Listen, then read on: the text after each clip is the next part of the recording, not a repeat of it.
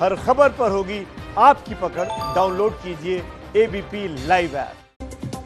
नमस्कार, खबर दिन भर में आपका स्वागत है। आपके साथ मैं हूं आदर्श झा। हाथरस की बेटी से गुनाह का 1 महीना पूरा हो गया है। उसकी मौत के बाद एबीपी न्यूज लगातार इंसाफ की मुहिम चला रहा है और देश को हाथरस का सच बता रहा है। एबीपी न्यूज ने हाथरस की बेटी के हक के लिए जो बातें कही, उन सभी बातों पर इलाहाबाद हाईकोर्ट के आदेश में मुहर लग गई है। यानी हाथरस को लेकर एबीपी न्यूज ने आप तक सच पहुंचाया। ये बात हाईकोर्ट के आदेश में साफ साफ दिखती है और अदालत ने आदेश के 5 पन्नों में वो सारी बातें कही हैं जिसे एबीपी न्यूज शुरू से आपको बताता रहा है। एबीपी न्यूज ने आधी रात में पीड़ित के अंतिम संस्कार को गुनाह बताया था। हाईकोर्ट ने भी यही बातें कही हैं अपने आदेश में, अपनी टिप्पणी में। एबीपी न्यूज ने यूपी पुलिस के एडीजी लॉ एंड ऑर्डर के बयान पर सवाल उठाए थे। रेप न होने के उनके बयान पर हमने पूछा था कि क्या वो कानून नहीं जानते, नए रेप लॉ की बातें नहीं समझते। हाईकोर्ट ने भी एडीजी लॉ एंड ऑर्डर के बारे में यही बातें कही हैं। हमने यूपी सरकार से पूछा था कि अगर डीएम पर भी आरोप है तो सिर्फ एसपी पर कार्रवाई क्यों। हाईकोर्ट ने भी यूपी सरकार के गृह सचिव अवनीश अवस्थी से यही सवाल पूछा है कि डीएम पर कार्रवाई क्यों नहीं की गई है। इलाहाबाद हाईकोर्ट के ऑर्डर में जो कुछ लिखा है उससे साफ है कि हाथरस के डीएम प्रवीण कुमार पर जल्द कार्रवाई हो सकती है। यूपी के अपर मुख्य सचिव अवनीश अवस्थी ने कोर्ट में कहा है कि वो डीएम प्रवीण कुमार को लेकर जल्द फैसला लेंगे। यानी यह तय माना जा रहा है कि हाथरस के डीएम को हटाया जाएगा और जल्द फैसला लिया जाएगा, क्योंकि कोर्ट ने भी अपनी टिप्पणी में यही पूछा है कि जब आरोप एक तरीके के, लापरवाही एक तरीके की, तो एसपी पर कार्रवाई हो जाती है, डीएम पर क्यों नहीं होती है। हाथरस केस में हाईकोर्ट ने सबसे ज्यादा फटकार डीएम को लगाई है। रात के वक्त पीड़ित के अंतिम संस्कार से लेकर अंत्येष्टि के दौरान एक सफेद कैन के इस्तेमाल को लेकर हाईकोर्ट ने डीएम से सवाल पूछा। हाईकोर्ट ने डीएम पर क्या कहा है, सुन लीजिए एक बार। डीएम ने कहा कि मामले की संवेदनशीलता और राजनीतिक पार्टियों के दखल को देखते हुए commissioner Aligarh, ADG Agra, IG Aligarh, SP Aligarh और मैंने सामूहिक फैसला लेकर रात में ही शव का अंतिम संस्कार कर दिया, क्योंकि ऐसी आशंका थी कि अगर इसमें देरी की जाती और अंतिम संस्कार सुबह में किया जाता तो करीब 10,000 लोग जमा हो जाते और इसे एक जातिगत राजनीति का मुद्दा बना देते। डीएम ने बताया कि अंतिम संस्कार पूरे रीति रिवाज के साथ किया गया। इसमें केरोसिन के इस्तेमाल की जो बात कही जा रही है वो गलत है। कुछ वीडियो में जो कैन दिख रहे हैं संभवतः उनमें गंगा जल था। डीएम प्रवीण कुमार ने इस बात पर जोर देकर कहा कि रात में अंतिम संस्कार का फैसला लेने के लिए उन्हें ऊपर या लखनऊ से कोई निर्देश नहीं दिए गए थे। साथ ही उन्होंने ये भी कहा कि उन्हें इस बात की कोई जानकारी नहीं है कि सरकार द्वारा इस बारे में वरिष्ठ अधिकारी जो इस सामूहिक फैसले में शामिल थे उन्हें किसी तरह का कोई निर्देश दिया गया हो। मसलन कमिश्नर अलीगढ़, एडीजी आगरा और आईजी अलीगढ़। हालांकि डीएम प्रवीण कुमार अभी तक हमें संतुष्ट नहीं कर पाए हैं कि पीड़ित का अंतिम संस्कार करते वक्त रीति रिवाज और परिवार की परंपराओं का पालन किया गया। डीएम ने कोर्ट में जो दलील दी, हाईकोर्ट उससे संतुष्ट नहीं हुआ। सिर्फ हाथरस के एसपी को सस्पेंड करने पर हाईकोर्ट ने नाराजगी जताई। हाईकोर्ट ने यूपी सरकार के अपर मुख्य सचिव से पूछा कि डीएम को सस्पेंड क्यों नहीं किया गया। हमने खास तौर से अवनीश अवस्थी से पूछा कि जैसा हाथरस के डीएम ने बताया कि रात में पीड़ित के अंतिम संस्कार का फैसला सामूहिक तौर पर लिया गया था, तो सिर्फ एसपी क्यों निलंबित किए गए, जबकि डीएम अभी तक अपने पद पर बने हुए हैं और हाथरस में काम कर रहे हैं। अवनीश अवस्थी ने बताया कि एसआईटी की पहली रिपोर्ट में एसपी को दोषी पाया गया। ये पूछने पर कि एसआईटी की जांच के दायरे में डीएम बाहर क्यों थे और क्या डीएम की भूमिका एसआईटी के लिए जांच का विषय नहीं थी, तो अवनीश अवस्थी ने बताया कि ऐसा नहीं था। इस बारे में अवनीश अवस्थी ने कोई संतोषजनक जवाब नहीं दिया कि दोनों अधिकारियों के साथ अलग अलग रवैया क्यों अपनाया गया। उसके बाद अदालत ने अवनीश अवस्थी से पूछा कि जब केस की जांच चल रही है और इसमें डीएम की भूमिका है, उसके बावजूद क्या ये उचित है कि डीएम को हाथरस में बने रहने देना चाहिए। अवनीश अवस्थी ने बताया कि सरकार इस मामले को देखेगी और फैसला करेगी। देखिए, हाथरस केस को लेकर यूपी के ADG law and order Prashant Kumar ने कहा था कि लैब की रिपोर्ट से खुलासा हुआ है कि रेप नहीं हुआ है। उनकी इस दलील पर एबीपी न्यूज ने सवाल उठाए थे और अब हाईकोर्ट ने भी यही कहा। हमने प्रशांत कुमार से पूछा कि क्या ये सही है कि जांच से जो सीधे नहीं जुड़ा है वो उन सबूतों पर बात करे जो अपराध से जुड़े हुए हैं। खास तौर पर अगर ये अपराध बलात्कार का हो तो कैसे ऐसे निष्कर्ष पर पहुंचा जाए कि अपराध हुआ है या नहीं। वो भी तब जब जांच चल रही हो और वो शख्स जांच का हिस्सा ही नहीं है। एडीजी प्रशांत कुमार इस बात पर सहमत हुए कि ऐसा नहीं होना चाहिए। हमने प्रशांत कुमार से ये भी पूछा कि साल 2013 के बाद बलात्कार को लेकर कानून में जो बदलाव हुए हैं, क्या वो उन्हें पता है?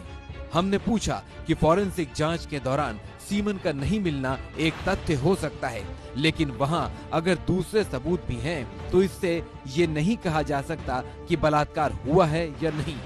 प्रशांत कुमार ने कहा कि उन्हें इस बात की जानकारी है।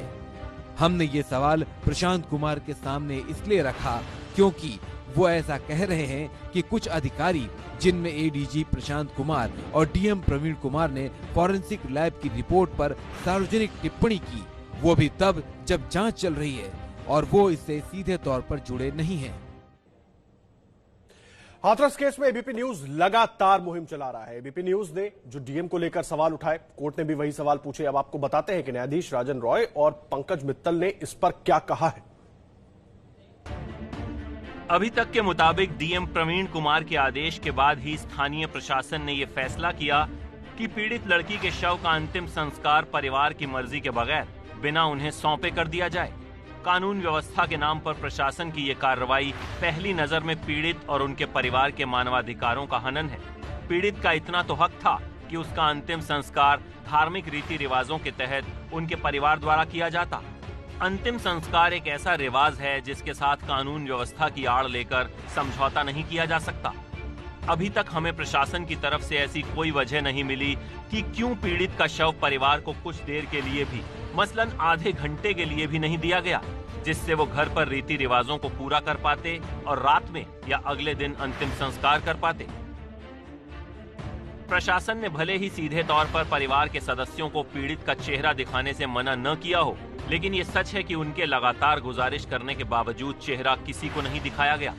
ये न सिर्फ सम्मान के साथ जीने और मृत्यु के बाद भी सम्मान पाने के मूल अधिकार का हनन है, बल्कि परिवार के सदस्यों और वहां मौजूद उनके संबंधियों की भावनाओं को ठेस पहुंचाने वाला है। अभी तक के मुताबिक कोर्ट को दो बातों पर चिंता है। पहली, कि क्या पीड़ित और उनके परिवार के मूल अधिकारों का हनन हुआ है, और दूसरी, जो कि बड़ा मुद्दा है, कि कहीं ऐसा तो नहीं है कि जो अधिकार आमतौर पर नागरिकों को मिले हुए हैं और उससे भी आगे जो बेहद अहम संवैधानिक अधिकार है, उसका हनन किया गया।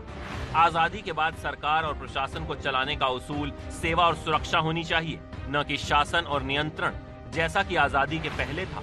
सरकार को ऐसे दिशा निर्देश लाने चाहिए जिससे जिले के अधिकारी ऐसे हालात को संभाल सकें। हाथरस कांड के बाद पहली बार कांग्रेस महासचिव प्रियंका गांधी ने एबीपी न्यूज से बात की है और प्रियंका गांधी ने भी कहा है कि परिवार सच कह रहा है। पूरा इंटरव्यू आज शाम जरूर देखिएगा एबीपी न्यूज पर। मैम, हाथरस में कोर्ट का फैसला आया है, माफ कीजिएगा, ऑब्जर्वेशन आया है, जिसको हम सुबह से अपने चैनल पे दिखा भी रहे हैं। सरकार का पक्ष ये कहता है कि हमने जो बॉडी जलाई उससे पहले परमिशन ली, रजामंदी थी पिता की। परिवार ने वहां जाकर के कोर्ट में कहा कि हमसे कोई रजामंदी नहीं ली गई, हमारी गाड़ी भी बहुत पीछे छूट गई थी, जो किया गया जबरदस्ती किया गया। कोर्ट का ऑब्जर्वेशन। जहां तक मैं जानती हूं, जहां तक मेरी जानकारी है, जो परिवार कह रहा है वो सच है, क्योंकि जब हम गए वहां तो हमें भी यही कहा, मतलब यही उन्होंने यही बहुत स्पष्ट तरह से कहा कि न वो उस एम्बुलेंस में कोई परिवार का था और न उनकी सहमति से ये सब किया गया। इन्होंने स्पष्ट कहा। एडीजी लॉ एंड ऑर्डर ने वहां पर कहा था। उन्होंने ये भी कहा कि मतलब उन्होंने जब बॉडी आइडेंटिफाई की तब पिताजी को अस्पताल में शायद बॉडी दिखाई गई, उसके बाद किसी परिवार वाले ने देखी नहीं। इस मामले पर पूरी बात प्रियंका गांधी ने क्या कही है वो आज शाम आप एबीपी न्यूज पर पूरे इंटरव्यू में जरूर देखिएगा। सीधा आपको हाथरस लेकर चलते हैं। इस वक्त हमारी संवाददाता वहां पर मौजूद है प्रतिमा मिश्रा। प्रतिमा, मेरे हाथ में कोर्ट का वो ऑब्जर्वेशन है जिस ऑब्जर्वेशन में कोर्ट ने वो तमाम सवाल उठाए हैं जो लगातार हम आप पूरा एबीपी न्यूज जितने हमारे पत्रकार है सब बार बार प्रशासन से हर जगह पूछते रहे, जिनके जवाब नहीं दिए गए। अब कोर्ट भी वही सवाल पूछ रहा है। अभी भी सबसे बड़ा सवाल यही बना हुआ है कि आखिर डीएम प्रवीण कुमार पर कार्रवाई कब होगी। बिल्कुल, हाथरस के मामले में स्वतः संज्ञान कोर्ट का लिया जाना ये बताता है कहीं ना कहीं कोर्ट को लग रहा था कि कुछ तो गलत हो रहा है जिस पर हमें कुछ बोलने की जरूरत है। और उसके बाद जिस तरीके की बातें कोर्ट के भीतर कही गई वो परिवार ने हमसे भी साझा की। परिवार ने हमें बताया कि किस तरीके से जो सवाल जज लगातार पूछ रहे थे उनका कोई जवाब जिला प्रशासन के पास नहीं था। कई सारी बातों का जो जवाब दिया गया उस पर जज जो है वो गुस्सा जाहिर कर रहे थे और उसके बाद भी उनसे जवाब देते नहीं बना। और कई सारी बातों में ये कोर्ट कहना नहीं भूला कि मानवाधिकारों का हनन हुआ है और इससे आप नकार नहीं सकते। अगर किसी अमीर की बेटी होती तो क्या आप रातों रात जला देते? ये तमाम वो सवाल हैं जो एबीपी न्यूज इस पूरे मसले पर शुरुआत से उठा रहा है। हम ये कह रहे हैं कि इस मामले में आपको अभी एक लेटेस्ट अपडेट आपको बता दूं आदर्श कि आपसे करीब आधे घंटे पहले परिवार के 3 सदस्यों को सीबीआई इंक्वायरी के लिए बुलाया गया है, पूछताछ के लिए बुलाया गया। आज दूसरा दिन है क्योंकि इस मामले को कल सीबीआई ने टेक ओवर किया था तो क्राइम सीन का मुआयना किया गया था परिवार के सदस्यों के साथ। और जो बड़े भाई हैं उनको कल जो यहाँ पर कैंप कार्यालय स्थापित किया गया है सीबीआई का वो उनको वहां बुलाया गया था लेकिन कोई पूछताछ नहीं की गई थी। उसके बाद हालांकि उनको ये संदेश दे दिया गया था कि आगे जरूरत पड़ने पर आपको बुलाया जाएगा। तो ऐसे में 11:40 पर परिवार के 3 जो पुरुष सदस्य हैं, पिता, बड़े भाई और छोटे भाई, वो यहाँ पर जो जिला प्रशासन है और पुलिस की निगरानी में 4 गाड़ियों में यहाँ से गए हैं और कैंप कार्यालय में जहाँ पर सीबीआई ने अपना अभी टेम्पररी दफ्तर बनाया हुआ है जहाँ पर 15 सदस्यों की टीम है वहां गए हैं। वहां क्या पूछताछ होती है, कब तक पूछताछ होती है, इस पर नजर हमारे दूसरे सहयोगी ने लगातार बनाई हुई है। लेकिन इस वक्त की बड़ी खबर यह है कि दूसरा दिन है और परिवार के सदस्यों से पूछताछ हो रही है। आगे अगर जरूरत पड़ी तो आरोपियों की रिमांड लेकर उनसे भी पूछताछ करेगी सीबीआई।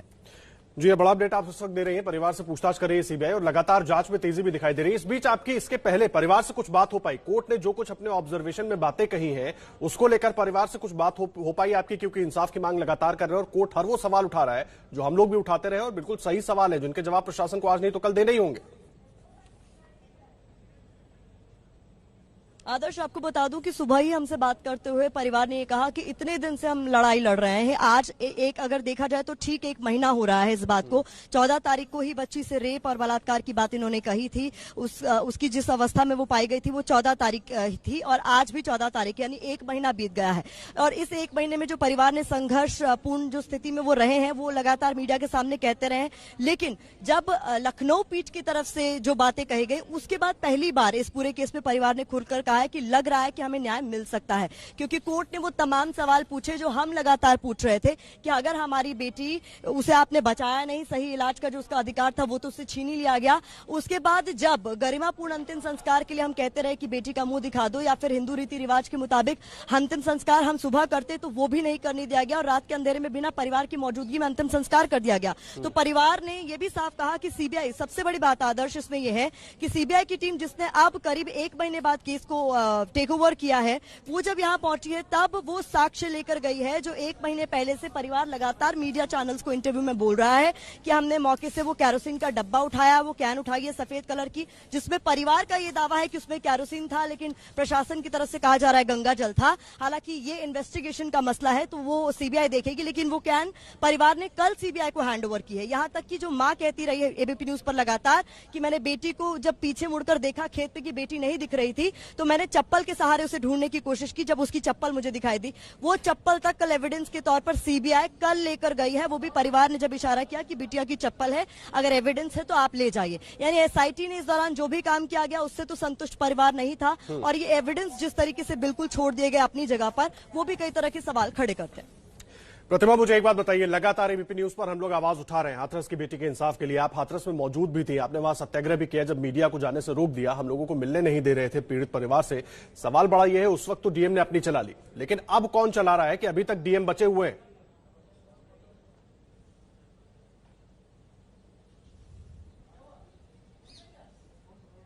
प्रतिमा, अब तक मेरी आवाज पहुंच रही है?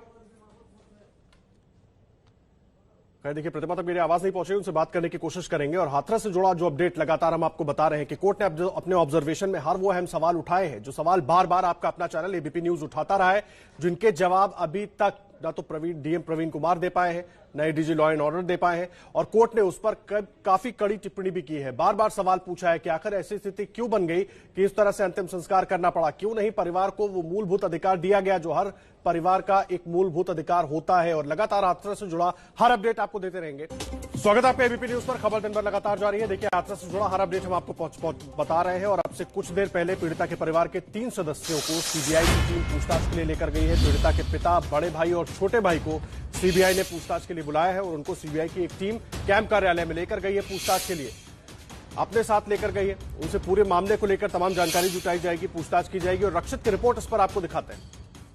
हाथरस कांड में सीबीआई का आज दूसरा एक्शन भरा दिन है और इस वक्त तस्वीरों में आप देख सकते हैं कि पीड़िता के भाई दोनों और उनके पिता यानी कि कुल मिलाकर परिवार के 3 लोगों को सीबीआई की जो टीम है वो यहां पर अपने अस्थायी दफ्तर पर लेकर पहुंची है और यहां पर पूछताछ जो है वो आज परिवार के तीनों सदस्यों से, पीड़िता के दोनों भाई और पिता से होगी और कुल मिलाकर सीबीआई का जो एक्शन पैक्ड दिन है वो आप देख सकते हैं कि तस्वीरों में आपको पीड़िता के जो दोनों भाई हैं वो यहां पर नजर आएंगे। इसके अलावा जो पिता है पीड़िता के वो भी यहां पर पहुंचे हैं। तो कुल मिलाकर सीबीआई का एक्शन पैक्ड दिन, दूसरा दिन जिसमें पीड़िता के दोनों भाइयों को एक बार फिर से सीबीआई ने बुलाया। एक भाई को कल रात को बुलाया था। 3.5 घंटे से ज्यादा की जो पूछताछ है वो पीड़िता के भाई से की गई थी। उसके बाद में आज परिवार के 3 सदस्य, पीड़िता के दोनों भाई और पिता को सीबीआई की टीम यहां पर अपने सीबीआई के अस्थायी दफ्तर पर लेकर पहुंची है।